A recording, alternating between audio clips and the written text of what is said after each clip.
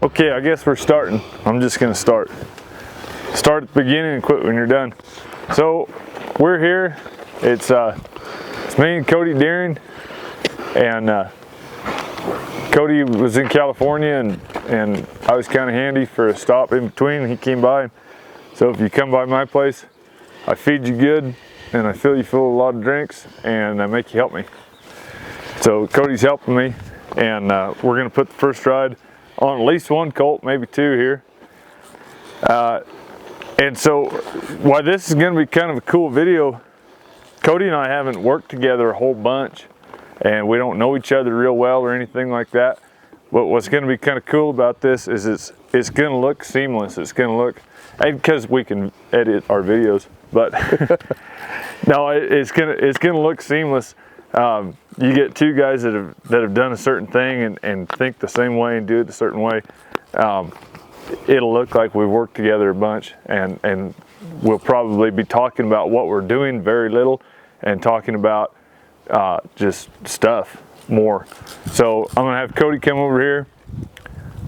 Come on over, Cody, and snub this colt for me. You bet. He's riding a paint horse of mine. Oil Paint's his name. Paint's not a real bridle horse. He was a barrel horse, and we're reforming him. So there's some of you people that are real picky about how a horse rides. Yeah, he's not going to be perfect. He just kind of got introduced into a bridle. He's about 8, and he actually hasn't. I don't think anybody's ever snubbed a colt on him before. So it's first time for everything. This is a little range colt. I halter broke and weaned this colt 2 years ago, and put 5 or 6 days on him as a weanling, just haltering him. And then Cody and I mucked with him yesterday a little bit. I saddled him one time before, and then saddled him yesterday, and Cody mucked around with him, and I mucked around with him. So we're just gonna kind of roll with it. This is actually gonna be pretty raw, in the sense that I usually don't. I'm usually all by myself. I usually put a lot more programming into what I do. Just showed him that he had some hobbles on there.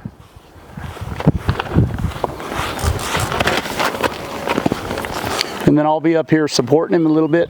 Yeah. Try to keep him out of my lap, because that's a pretty dangerous position I'm in. But I'll take responsibility for my own actions here. But they can, there's a possibility they can rear up and you get a hoof sandwich in your face. But so I'll just be aware of it. And I just want to put a little border here for him. When they can, I've seen it happen. These colts rear up, hobbled like that, and catch hobbles in the rider's saddle horn. Oh man! And that's not a fun wreck.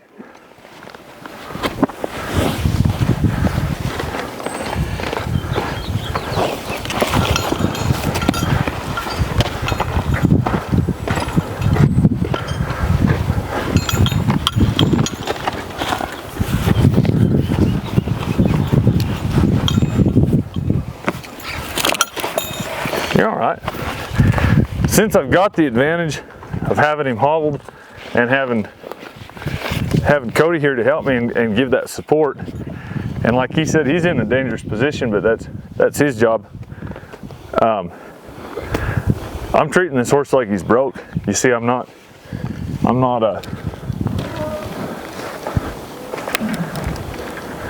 being rude about the way I saddle him, but I'm saddling him like he's been around, because I've got the advantage right now. Some people would ask why the hobbles if I'm snubbing him, then why the extra hobbles. But what I would say to that, Brett might have something to say too, but it's just one more thing. If we didn't have the hobbles, then he might be moving around, and then I'd be, and so in all actuality, that'd be even more stress for him, because he's moving around, and Brett, we don't want to get in a chasing match with him. So Brett's already prepared him with the hobbles, so it's not like he had his first day. And so it just adds to the security. Exactly, and like we were talking about yesterday, I hobbled these colts for a long time, and when I quit hobbling is to saddle them is just the day that I just forget to. It's like a security blanket to him. Like Cody was just saying, you know, I've done the prep work. I put these hobbles on this horse, and he feels safe. It actually makes him feel real safe about the fact that I'm doing stuff to him. So Cody, what I'm going to do, I'm going to jerk these hobbles off here, and then I don't care if you want to pony him or if you want to just chouse him around. Y'all move him around a little bit first. However you feel like you want to do it. Okay. Just move him around a little bit. Okay, that sounds good. So the first thing I'm thinking about is giving him a way out here. So if he has to blast, then he can. So maybe out this way. But you know, I've never worked with him, so I don't know him too well. And right about there, I'll dally on a little bit, get that front end to come, and then once that front end comes, see, I'll slack that rope. So I'll come through here, get that front end step and see like that, and then give him some slack. See, right there, that's what I mean. So we can reward for that, for those nice forward steps. So we'll see how he does here. We want just a free-flowing movement. I'll dally there. There we are. And this way. There we are. So now I'm getting to know him a little bit more. So I'm going to ask him to come up and lead up here just a little bit more now. That's nice. For as green as he is, that's really good. That's really good. Okay. Go this other side here.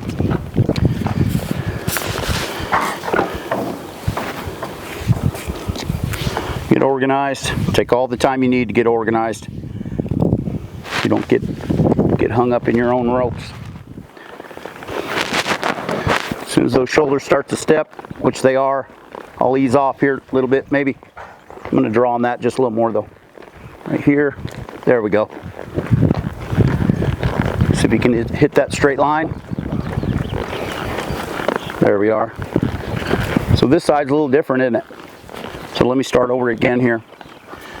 Sort of a doubling feel. I wouldn't really necessarily use that word in this case, but I'm going to go a straight line parallel down his side, and I just want him to follow me out of that. So right here, when those shoulders get active, I could just throw the slack to him there. Okay. It's the same principle though. Like you say, you don't necessarily want to call it a double, but yeah, I mean, yeah, that's the principle. Right. It's just that doubling feel, right? Because there's so many ways to double. But you're right, Brett. You know, I mean, let's just call it what it is, right? Yeah.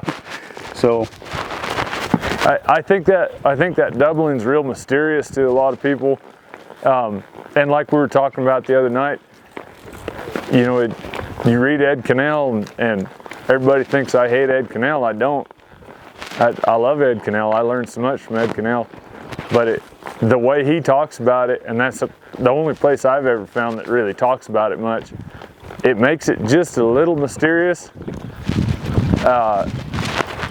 And he doesn't mean to. He just assumes everybody knows what he's talking about. Right. But it's real simple. That doubling's real simple, but it's a key. You can't get these son of bitches broke without doing it.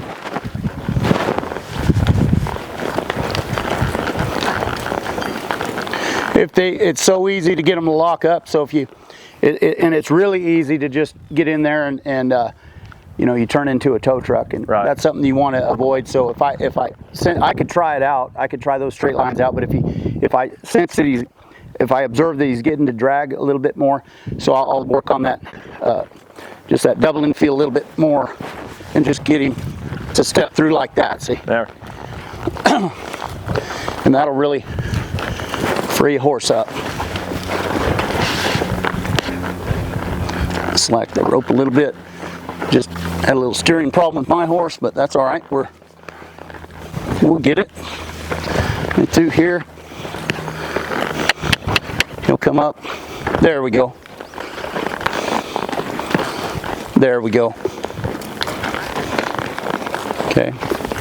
What he's doing there, internet world, is he's just putting a bunch of pressure on that colt and just getting a reaction out of him and seeing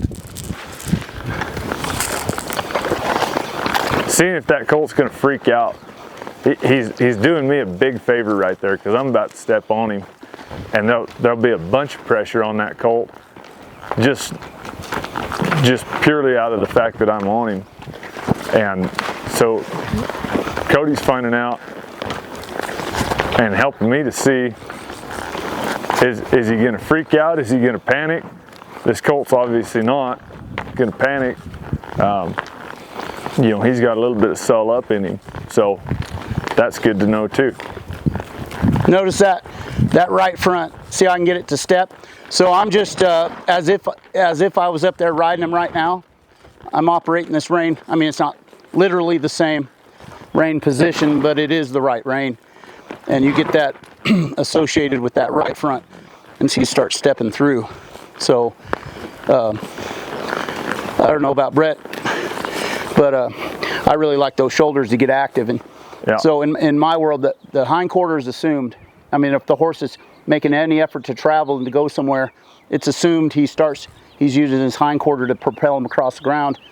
Then it's only to sort of direct that shoulder. So, and so we're staying safe with the ride by being able to place those feet and getting him off the front end. If we did too much hindquarter work, then you know, that horse has to shift forward to get that hindquarters moving, and then we'd load up the front end too much. But it's a balance. It's not that it's wrong. We just got to be aware. So I would rather, at least me personally, just sort of get that shoulder working a little bit more. That's me. Gary Long told me when I was a kid, if you get that front end broke, that hind end will follow him. There we go. That was nice. So I'm just slipping him a rope a little bit. I was going to say, everybody watch how he's slipping that rope, because that's pretty work.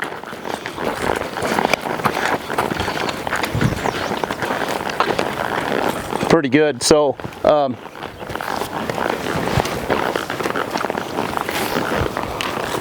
as far as ponying one, I mean, you can create a whole, we could talk about it for 2 hours and what you could do, but for this, we just want to have enough control to where Brett gets on, we could just sort of direct it.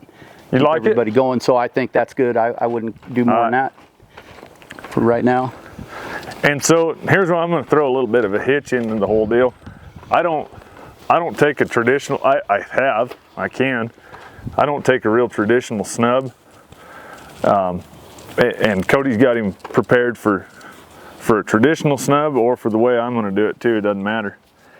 But I don't like a guy holding on to that colt while I step on him. Like I said, I've done it a bunch. It just feels nasty to me. I just don't like it. If I die, I want it to be my fault. So I use him more. What I'm going to do is have Cody just more just kind of herd me around. And I don't know if you knew that when we started, if no. That's how it was going to happen, but you'll figure it out. It's no big deal. So this is my little prep here before I get on, and we were talking about the double.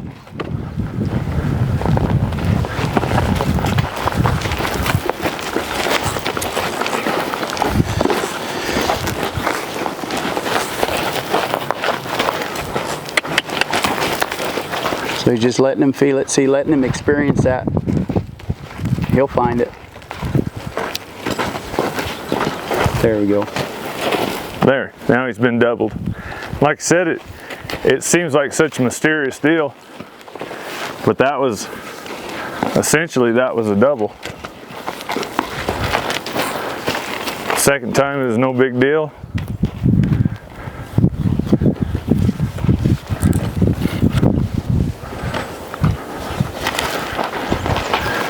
Where I grew up, that's called the Tres Pasos de Muerte, the 3 passes of death. We did that with every one of them. I don't know why it's called that.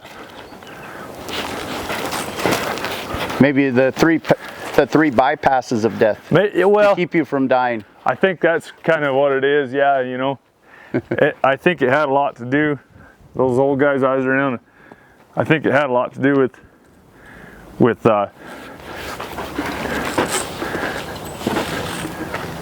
maybe with a horse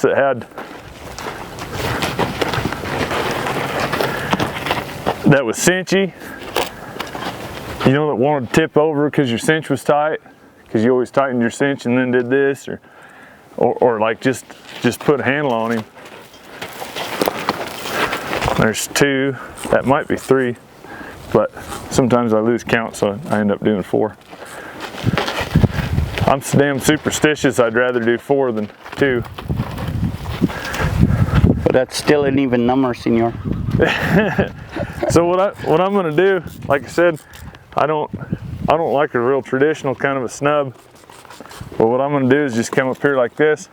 I'm gonna step on this colt here in a second, and Cody's gonna be positioned to where if everything goes to hell in a handbasket while I'm getting on him, I'm gonna end up T-boning him.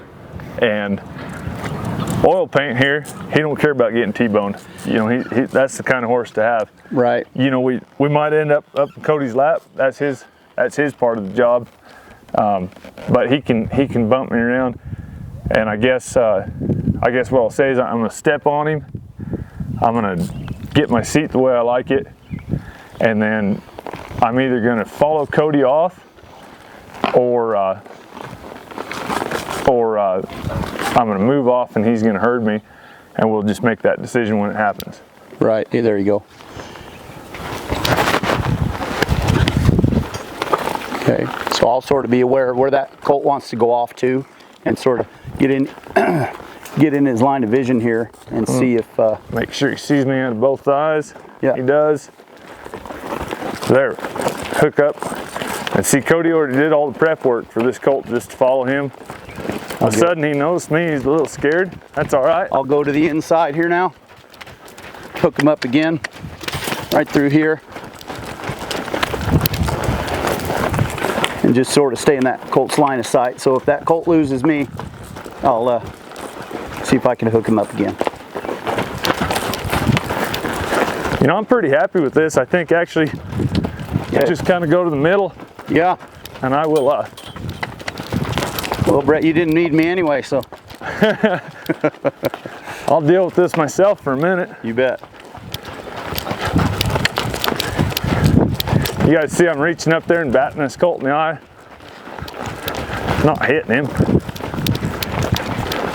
But he's wanting to move into that wall. He's trying to find some security there. But I'm just saying, no, heck, go. Go ahead, I'll catch up. So now I'm following him. There, that helps me a bunch. Now he's got a place to go. He says, oh, I got it. I'm not trying to do anything at all here. Kind of just along for the ride. We just want this colt to just extend himself, move out, be happy.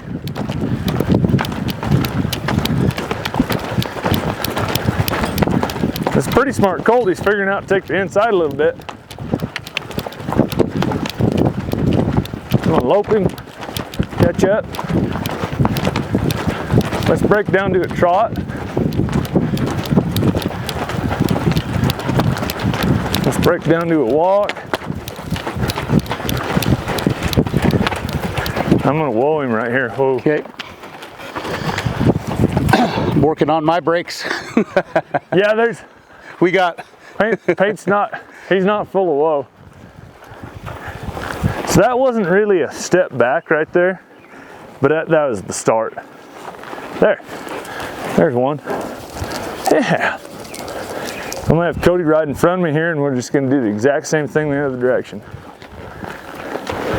We're gonna walk, trot, and lope around.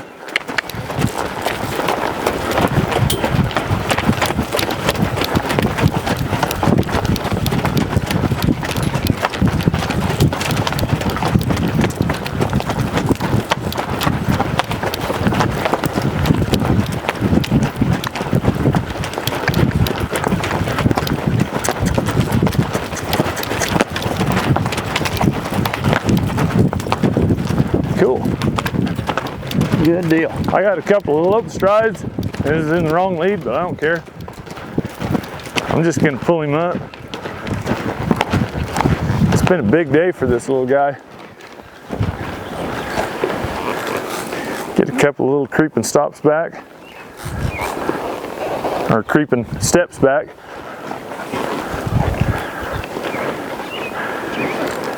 Now 9 times out of 10 on a first ride colt, I'd have my pony man, I'd have Cody come set up just exactly the way he did for me to get on, because getting off is just as treacherous, if not more so, I think. But I'm pretty confident about this colt, so I'm not gonna bother with it.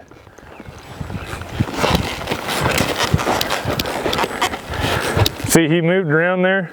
That he wasn't trying to be bad or anything. He's just not strong enough to not move. You held your position there?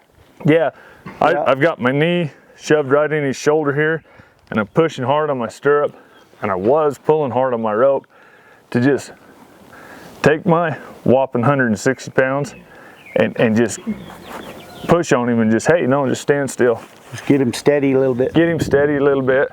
I'm still standing in that stirrup, because if I so choose, if for some reason I think, well, I'm going to step back on, I can. I'm already in position. I'm not going to. There's no reason to. That was a good first ride. That was it. That's all there is to it. There's no mystery. There's no hullabaloo. And we're going to do another one here in just a second. But I will let you go ahead and hang on to him, and I'll jerk my saddle off. There again, a lot of colts, I will hobble them to take my saddle back off, but you gotta, with experience, you just learn to read the situation. And he doesn't need it.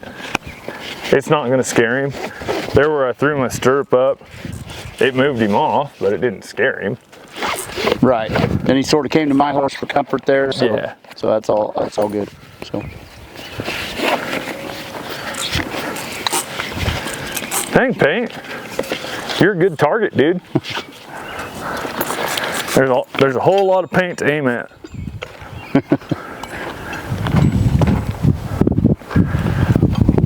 These pony horses, they learn their work. It's kind of funny. They learn their work, and just like everything else, it looks, this is of course his first colt he's ever snubbed. Looks like he's not doing anything, but he's doing a lot of work. And when they learn it, they go to craving it the same way a cow horse or polo horse or anything else does. It's really kind of a fascinating deal.